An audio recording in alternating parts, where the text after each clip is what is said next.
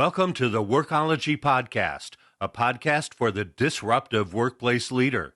Join host Jessica Miller-Merrill, founder of Workology.com, as she sits down and gets to the bottom of trends, tools, and case studies for the business leader, HR, and recruiting professional who is tired of the status quo. Now here's Jessica with this episode of Workology. The future of work has always been a hot topic for HR leaders, and in the past few months, we've been trying to keep up with all the changes in a rapidly changing marketplace in the areas of workplace and talent management. With technology also evolving, not to mention contract and remote work becoming the new normal, and navigating the fallout from the global pandemic, workplace leaders are looking to us in HR for answers, and we're doing our best to formulate them. Jeff Wald is our podcast guest today, and he is the co-founder and president of WorkMarket, an enterprise software platform that enables companies to efficiently and compliantly organize, manage, and pay freelancers. It was acquired and purchased by ADP. Jeff has founded several other technology companies, including one called Spinback. It was purchased by Salesforce. He is an active angel investor and startup advisor, as well as serving on numerous public and private boards of directors. His latest book is called The End of Jobs: The Rise of On-Demand Workers and Agile Corporations. It came out in June. Jeff, welcome to the Workology Podcast. Jessica, thank you so much for having me. Super excited to be here. Let's talk about your background. You founded multiple companies, began your career as an analyst in finance, and you have published your second book. What inspired The End of Jobs? Well, I will tell you this. The inspiration for The End of Jobs was really a frustration with people making predictions about the future of work that had no basis in three incredibly important things. The first was no basis in history. And people that make predictions of the future without studying the past, that just bothers me because, history tends to rhyme.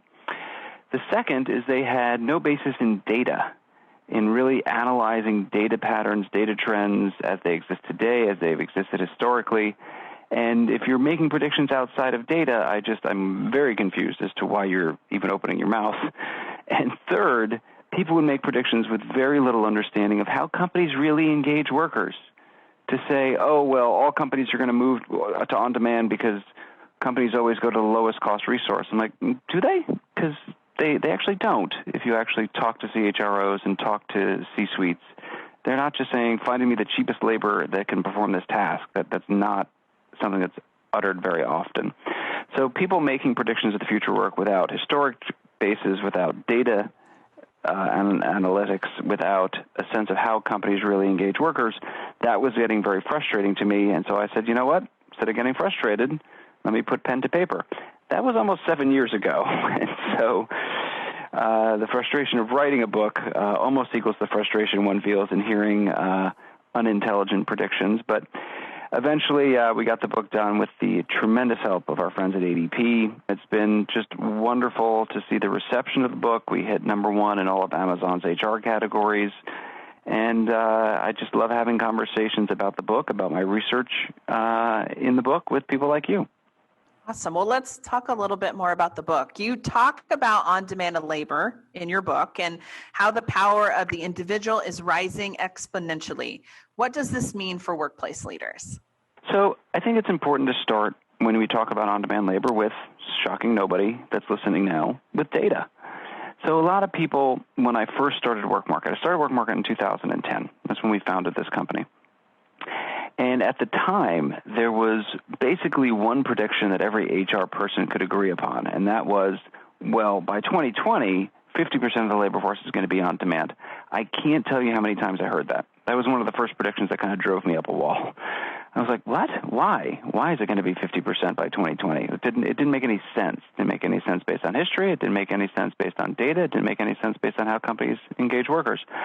And the reality is, over the last 10 years, as opposed to going from about 25 to 30% of the labor force that it was in 2010 to the 50% people predicted, it went from the 25 to 30% that it was to about the 25 to 30% that it is today. And that is another important fact about on-demand labor is we don't have a really tight number as to what it is because so much that happens in the on-demand labor force is not done within a system. A lot of companies still manage their on-demand labor resources on spreadsheets, and that should horrify.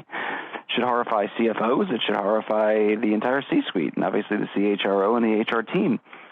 So there's a lot of I don't know in the answers to surveys on how many freelancers do you use, how many temps do you use, how many do you spend, what are your compliance rules around engaging freelancers.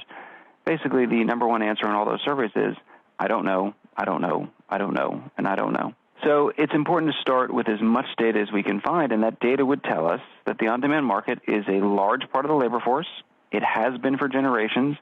It seems to be slightly growing, but there is the counter-indication or the counter-trend while companies want to be more and more agile and convert as much of their labor as they can to a variable cost, thus the on-demand labor trends.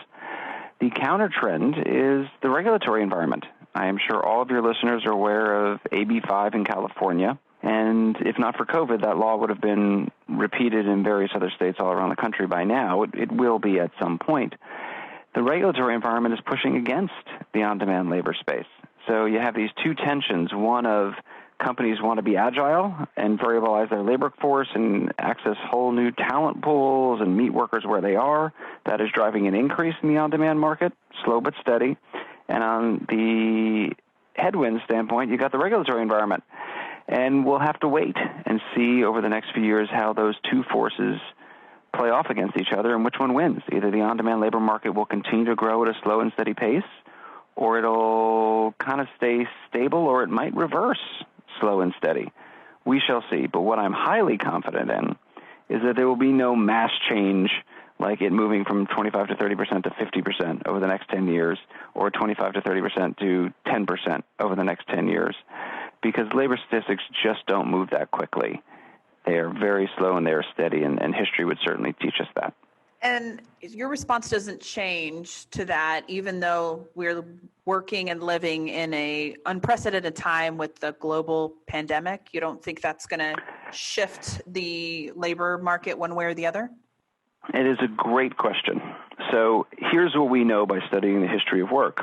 The only time labor statistics do move in a very rapid fashion, where they maybe double over a 10-year period, things like that, is during mass economic dislocation. You know, to really see labor statistics move in a very rapid fashion, the last time you saw that was the Great Depression, and the legislation passed after the Great Depression, specifically FLSA and the changes to the creation of Social Security and a host of other social welfare systems. So outside of those, labor statistics don't move. So clearly we're in that now. And what I will tell people, and I hope people take away when they read the book, is anytime somebody comes and says, oh, this is going to happen, that's going to happen, you know, take it with a big grain of salt. We don't know. Ask what their supporting data is. And whenever people make huge predictions because of COVID, they're like, oh, because of COVID, everyone's going to go on demand, or because of COVID, this is going to happen, that's going to happen. My response is, well, what data are you using to make that prediction? Because we just don't have enough data yet, Jessica. Things are moving so quickly, and God willing, we'll be out of this soon, and God willing, there's a very quick economic recovery, but we just don't know that yet. And for people to make predictions outside of any data, certainly we don't need perfect data, but we need some data trends to start making predictions. Things are moving too quickly to make any predictions. So I am very comfortable in the on-demand space, not making vast predictions or making the statement that things will not move that greatly because of COVID in the on-demand market. I think the remote work market is a very, very different story, but on-demand is not going to have huge changes due to COVID. Interesting. Well, I appreciate your insights because, I mean, not only do you have the new book out, but you're kind of an expert in the on-demand market as the founder of a company that does just that. It is one thing that I do actually know pretty well. Most of the things that I talk about and write about, I don't actually know that much, but this one, having run this company for 10 years, having been in thousands of meetings with CHROs, with C-suite executives talking about their labor force transformation, because, as you point out, our software WorkMarket is used by thousands of companies around the world to manage their on-demand labor. This is something that we know very well. And as much as I'd love to say to all of your listeners, hey, you know how many times I've been in a meeting and somebody said, oh, my God, we have to Uber fire our workforce and we've got to make everybody on demand? I'd love, from one part of me, for the part of me that owns WorkMarket, I'd love to say we've been in that meeting. I have never once been in that meeting. I have never once sat down with a team of executives and they said, you know, we need to turn all of our W-2s to 1099s. Never once. It's never happened. I have 4 times onboarded customers to WorkMarket that were adding entirely new business lines, and in those new business lines, they thought, you know what, we should have an on-demand labor force perform this task. It was a business they weren't in before. That's happened 4 times. Here's a conversation I have heard a lot. I've had a lot of companies that we go into pitch say, yeah, we do use a lot of freelancers, but we're getting very nervous because of the regulatory environment, and so we think we're going to convert them to W-2s. That I've heard a lot. And so a lot happening in the space, but nothing that's going to move the size of the space that quickly in the near term. Good to know. Good to know. I want to move on to another topic that you talked about in your book, which is alumni labor clouds. Can you maybe walk us through what these are and why they're important for employers to think about now? So I always find it fascinating that the average person stays in a job in the United States for 4 years, which is to say that over a 4-year period, you may turn your entire labor force. Obviously, that's theoretical, and in practice, that doesn't happen in any one company. But on average, that is what happens. 4.2 years is the average. So every single day, you have companies that have intellectual property, institutional knowledge, customer relationships, customer knowledge, project knowledge, technical knowledge, every day walking out of your offices and leaving you. And very few companies stay in touch with those former employees. And I never understood why that is. There are about 50,000 companies in the United States that are large enough to run alumni labor programs, right? You're not going to do it if you only have 100 employees. You need to get about 500. Of those 50,000, Jessica, do you know how many run formal alumni programs? How many? 350. 350 of the largest companies in the country do this. And those that do it love it. They love it. They have such massive ROI on dollars that they allocate to it because you get these huge benefits from keeping in touch with your former workers. First benefit, you can potentially rehire them. They might be the boomerang employee. Those boomerang employees, when you take into account ramp-up time and potential attrition, because a boomerang employee knows what he or she's getting into, so they're much more likely to stay, it's 1/10 the cost to hire a former employee than it is a new employee. So that's benefit number 1. Benefit number 2 is you might bring them back as a temp. Maybe it's just a seasonal thing, holidays, whatever it is. But you have a group of people that, again, know your product, know your company, know your culture, bring them in as a temp. Third, using databasing structures, you can know which of your alumni worked on the Johnson account or worked on the back-end loaders or worked on the Cobalt systems. Just put in some keyword searches and, whoop, these 6 people. Great, let's bring 2 or 3 of them back for 2 or 3 weeks in a freelance gig. Let's ping them and say, hey, do you want to come back for 2 weeks for a couple $1,000s? Third benefit. The fourth is you stay in touch with them from a referral standpoint. They could refer clients to you. They could refer employees to you. You can dangle bonuses for them to be just an extended part of your labor force. And then fifth is just as brand ambassadors and culture ambassadors and things like that. These are very easy things to do. Mobile technology, databasing structures, algorithms over databasing structures make it very easy to stay in touch with former employees. But very few companies do it to their detriment. And as we have the baby boomers retire, and you have all of that knowledge walking out the door into retirement, you have a population of people that has huge amounts of institutional knowledge, technical knowledge, client knowledge, project knowledge, and in some cases may not have enough financial resources to retire, so they would love a reason to stay in touch. They'd love a reason to open their network to make a few dollars making referrals. They'd love to offer their knowledge on a freelance basis. So this is the proverbial win-win here. the former employee wins, the company wins. You can put in place the right series of controls to make sure you're compliant, to make sure that, people that go to competitors aren't offered, new gigs and things like that. So there are a lot of ways to do this that are just so exciting, and we are just on the cusp of what I think is going to be a huge revolution in alumni relationships, corporate alumni relationships.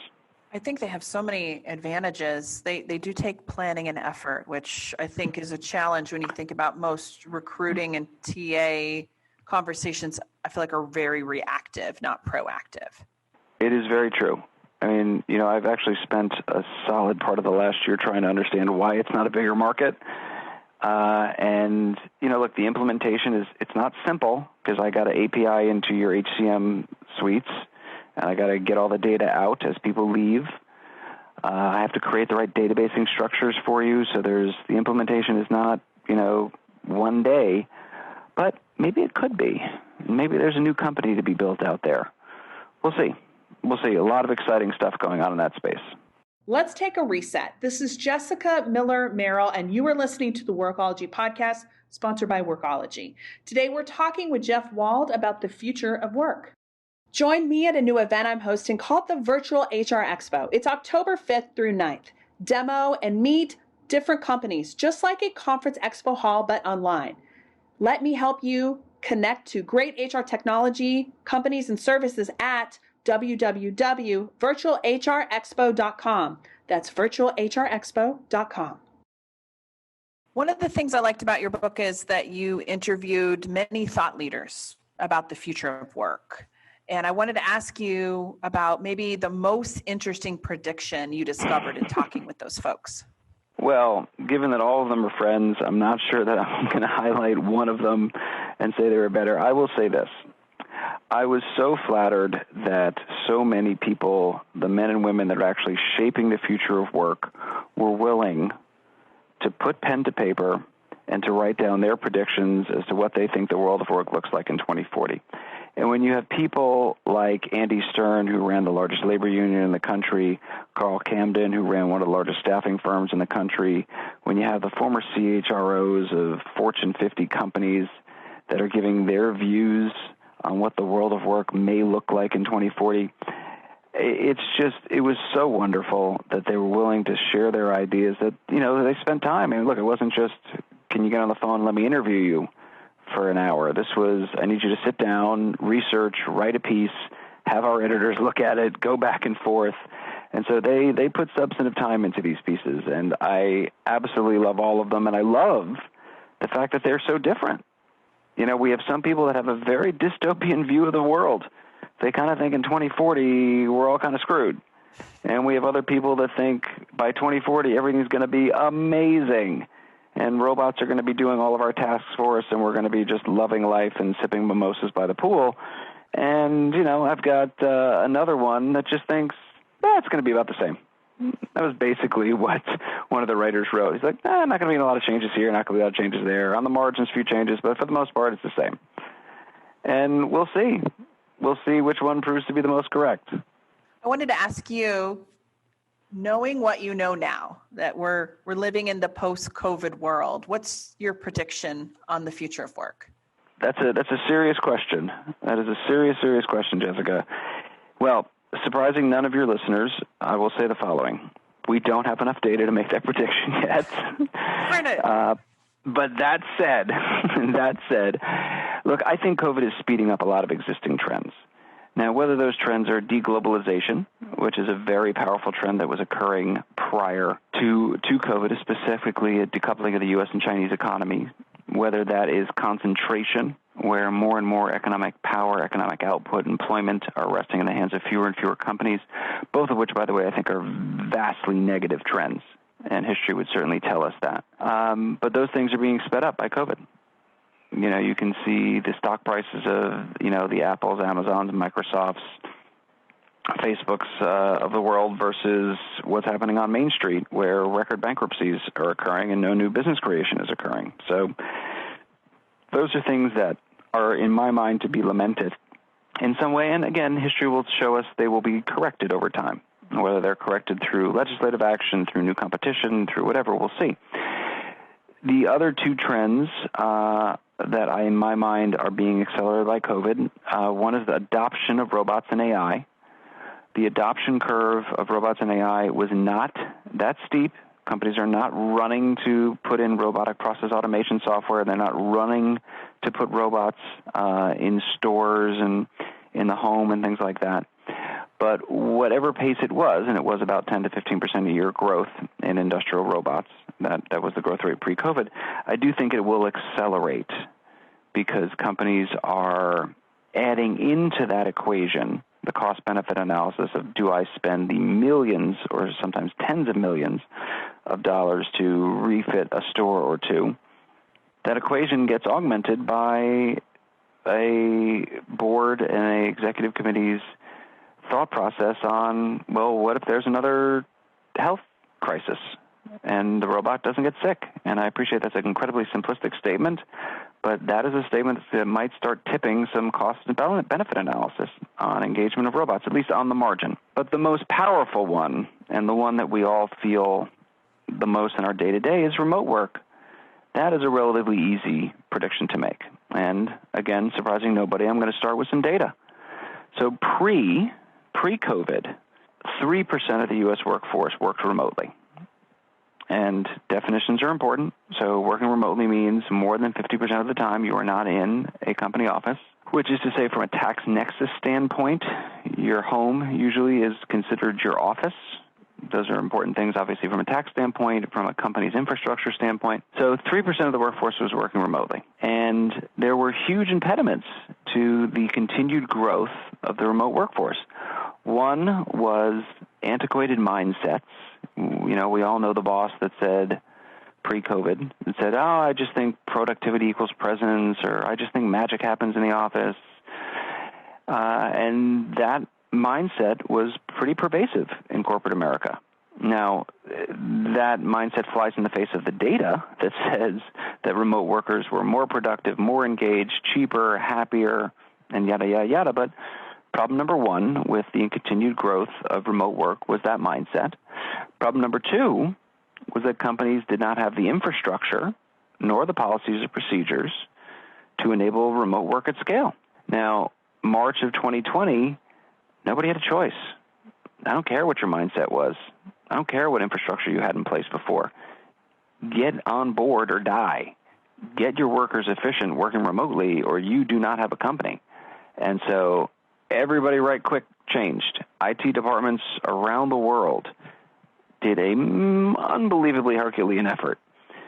And they did as best they could, but I think you're going to see reported a whole lot of cybercrime that happened because a lot of people are working remote, but that'll be an offshoot of some of these things. But the policies, procedures, the infrastructure were put in place, the mindset changed, and remote work went from 3% of the U.S. workforce to 40. It's important to keep in mind that the natural limit in the United States is 42%. Meaning if every single person that could work remote was working remote, 42% of the U.S. workforce would be remote. That is to say that things like transportation and retail and hospitality, travel, manufacturing, obviously some services, can't be done remotely. I can't work at the Gap remotely as a person behind the counter. So with the 42% natural limit, we hit 40%. It is very clear that post-COVID, we are not going back to 3%. I would argue that we're going to go to about 8%. That is after a very long analysis, a lot of interviews, looking at the Gartner studies and a whole host of people that have done some surveys on CFOs and a host of people that have done surveys on workers. And when you look at the type of job functions that can be done remotely, when you think about how companies are going to go back in shifts and with de-densifying, how people are starting to understand that there's a psychographic shift, that if someone says they're going to work remote, that really means they're going to get things done. Because, Jessica, what did it mean, a year ago when somebody said, hey, I'm going to work remote next Friday? What did everybody think? Yoga pants and flip-flops. Right. They thought, all right, yeah, that's great. Jessica's not really going to do anything. She's probably on the beach. Now, God willing, we get to this post-COVID world, and everyone can be in the office that wants to be in the office. And somebody says, hey, I'm going to work remote for the next 2 days. People are going to go, okay, cool. I'll see you online for our Zoom tomorrow. right? Like they know that you can be productive at home. So because of that, I believe 8% of the U.S. workforce will work remote. Again, definitions are important here. When I say work remote, I mean more than 50% of the time they are not in the office. Their HR system will qualify them as a home-assured employee. They will not pay taxes they will not have nexus at the office. They'll have nexus at their home, tax nexus, sorry. And that is the definition of remote employee. If you ask me how many people are going to have flexible work arrangements, where somewhere between 50 and 100% of the time they're in the office, I think that is probably closer to 30% of the U.S. labor force will start working a day or two a week, a day or two every other week from home, 1 week a month, whatever it is. People will now fully embrace a remote and flexible work arrangement. But in terms of people that are permanently remote, that'll be about 8%. Very long-winded answer to your question of what is the future of work because of COVID. I'm thinking the remote work number could be higher, but also at the beginning of the podcast interview, you talked about labor markets and how things move very slowly. So I think you could be right. They do move slowly, but the times when they do move quick are times like these. And the 8%, it's always important to remember that the natural limit is 42%. So sometimes when I say 8%, people are like, oh, that's not enough. And I say, all right, remember two things. One, the definition of remote work. This is not flexible work. I think flexible work is going to be about 30% of the labor force. And remember that 42% is our natural limit. So that 8% is actually 20% of all the people that could work remote are going to work remote. And sometimes people get more comfortable with the prediction in that frame. Sounds like a better number to me, for sure.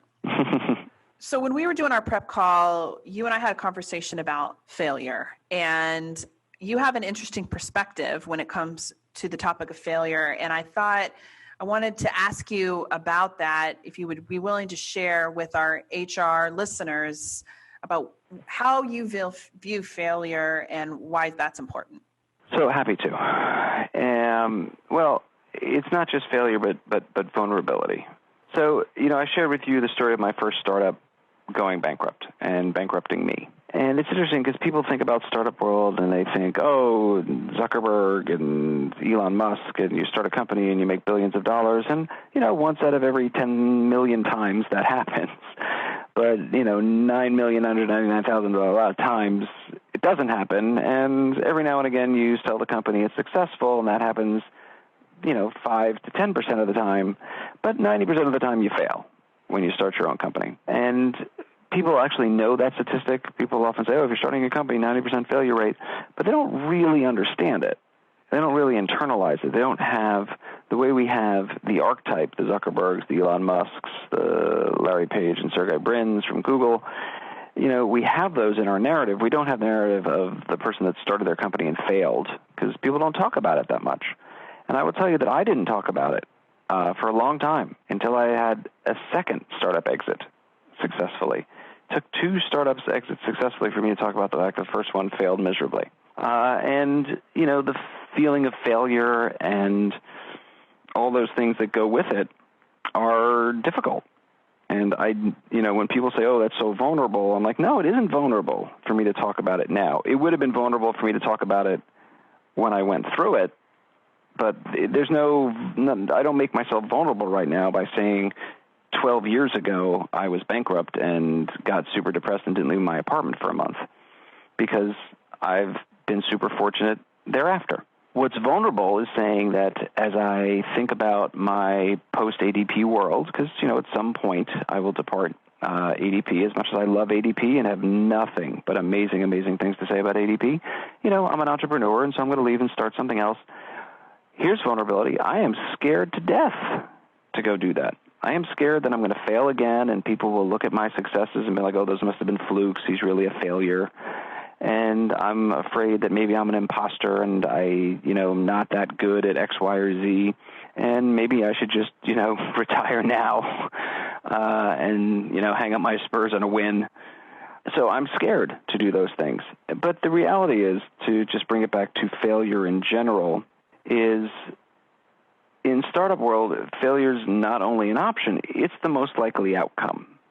And we have to know that we're going to fail potentially with the whole thing, but most likely with 100 small failures. And we could spend another few hours, and I could tell you about the 10,000 things I messed up in the evolution of WorkMarket, things I did that are my fault, that if I had made different decisions, we would have had a much better outcome and exit. And we had a great outcome and exit. I have no regrets and nothing but great things to say about it. But I screwed up a number of times, and that is what happens.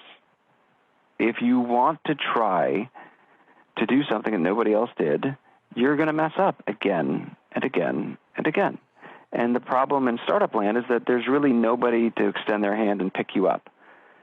You have advisors, mentors, investors, coworkers that are all there, and they try to be helpful, but as the person that starts the company, it's mostly on your shoulders with those failures.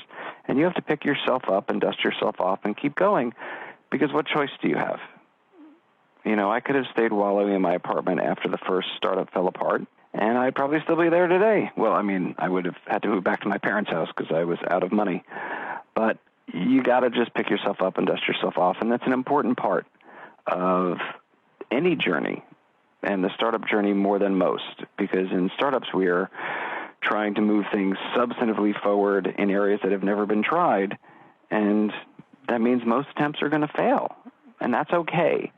And that is always something we'd say to our teams, right? Like, it is 100% okay to try something and fail, because that's what we do. We experiment.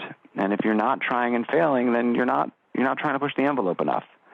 So I hope it's something that all of my team members would say was a very important part of our culture. It was certainly something I tried to instill because it was something that I dealt with, and I know how strong it makes you. I know the lessons one learns from it, and I know how sharing those stories helps give other people comfort to take the risks that they need to take in order to make the bets and try the things that are going to be unbelievably crucial to you getting to that outcome. And for us, that outcome was a great sale to ADP where our investors made money, our team made money, and it was a wonderful, wonderful outcome. Well, thank you for sharing. I kind of want to leave with my final question and just ask you, how can HR leaders support company leadership to prepare for the new normal when we kind of return to the workplace? That's a good one. Well, I will tell you, any of your listeners that want to talk about alumni labor clouds or on-demand labor or anything like that, by all means, they can reach out. I'm always happy to chat. Just reach out on LinkedIn. I think the issue that a lot of companies have, when I advise companies that say, how do we prepare for the future of work, whether that is the future of work in the abstract or the future of work is kind of coming back. And the coming back, I think that there are a lot of great consultants right now on kind of de-densifying offices, on shifts and things like that. But all of that is very, very company specific. So I wouldn't pretend to have any formula there. What I certainly advise companies on that are trying to prepare for this future of work, some of which I talk about in the book, is systematize. As I said earlier, many companies, most actually, still manage their on-demand labor, this incredibly important part of the labor force, this very, very large part of the labor force. Most companies are still managing that on spreadsheets. And I can't emphasize this enough. That's crazy. Stop it. Stop doing that. Now, I'm not saying go buy WorkMarket, but go buy yourself some WorkMarket. But you need to systematize how you engage with all of your labor assets, all of the men and women and whatever other classifications that are the people getting the work done. Because if they're not in a system, if you can't query that system about who they are, what skills they have, what certifications, a host of other things, what they've worked on, blah, blah, blah, blah, blah, then you are not setting yourself up to tie all those systems together, your human capital management systems for managing your full-time workers, your part-time workers, maybe your VMS for managing your temps, your FMS, which is a term we created for WorkMarket, your FMS to manage your freelancers, any kind of other vendor management system you may have, not managing your temps, but managing other vendors, people that do work for you. If you don't have those all in a system, then you can't tie the systems together. And if you're not able to tie the systems together and get everything into one platform, you're never going to be able to get to that future of total talent management where an algorithm is allocating work to the right labor resources, where machine learning is looking at all of your labor resources to see where you have current or emerging skills gaps, and either plugging those gaps with incremental training or plugging those gaps with incremental hiring. And that is the future of work. And you can't get to the end point if you haven't started that first step. So any HR leaders, any HR professionals that are listening that think that their company has not systematized things yet, you guys are behind. Because one of my favorite quotes in the book is William Gibson quote, "The future's already here, it's just not evenly distributed." There are companies today, Jessica, that are managing all of their labor resources in one platform. That platform encompasses their full-time workers, part-time workers, temps, freelancers, vendors, drones, AI systems.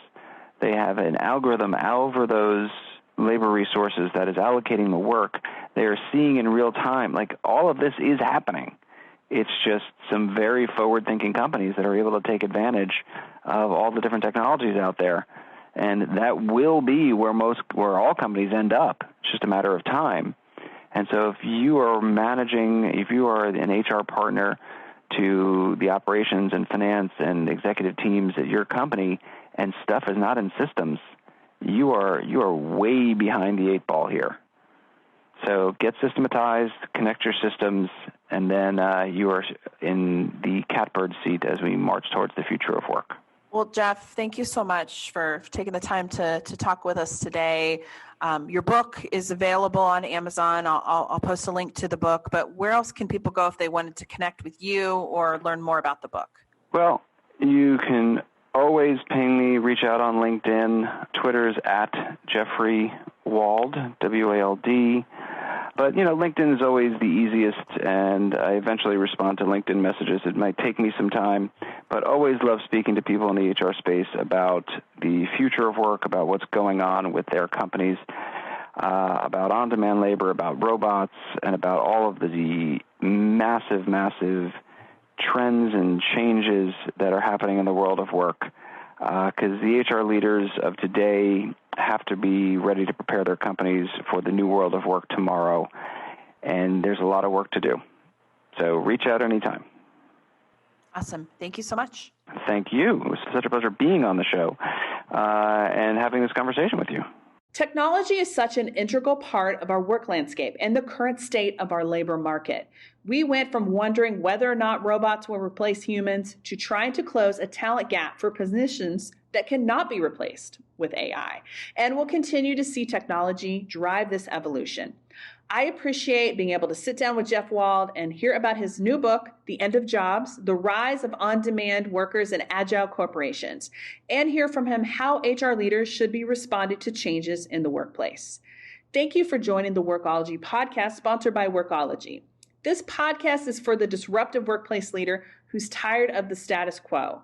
I'm Jessica Miller Merrill, and until next time, you can visit workology.com to listen to all our previous Workology podcast episodes.